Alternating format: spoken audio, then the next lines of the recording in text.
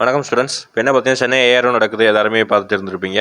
நிறைய பேர் அதில் மிஸ்டேக்ஸ் பண்ணுறது பார்த்தீங்கன்னா டாக்குமெண்ட்டில் நிறைய பேர் மிஸ்டேக்ஸ் பண்ணுறீங்க, நிறைய பேர் ரிஜெக்ஷன் டாக்குமெண்ட்னால மட்டுமே நிறைய பேர் ரிஜெக்ஷன் ஆகுறீங்க. இப்போ அதனால் என்ன சொல்கிறேன்னா அப்படின்னா, இப்போ ஒரு எக்ஸாம்பிளுக்காக நான் கரெக்டான ஒரு ப்ராப்பர் டாக்குமெண்ட் வந்து நான் டிஸ்பிளே காமிக்கிறேன். அந்த டாக்குமெண்ட் மாதிரியே நீங்களும் வந்து வாங்கிக்கணும். ஓகேங்களா? ஃபஸ்ட்டு என்ன இருக்குது பாருங்கள். அதை ஃபஸ்ட்டு ஃப்ரண்ட் பேஜில் பாண்ட் பேப்பரில் வாங்கிக்கோங்க.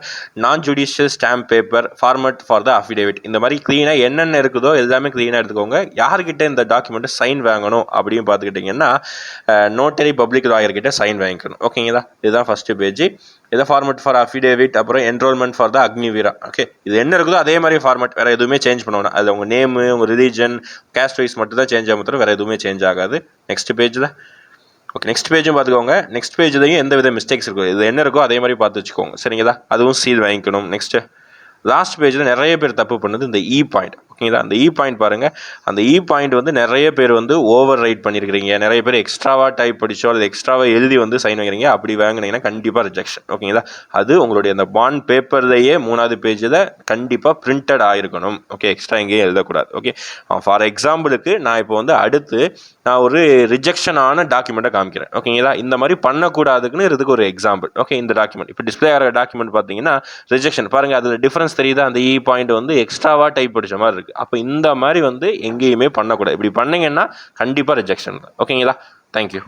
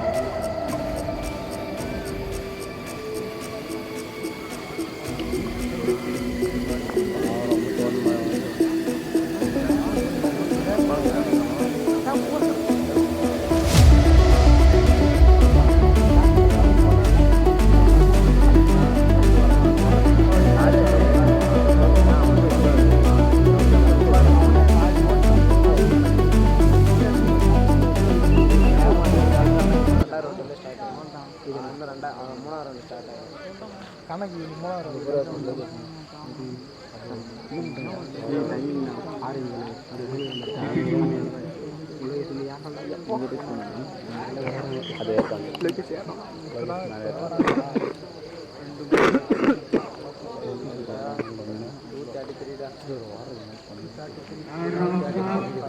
Third round start. 2:38.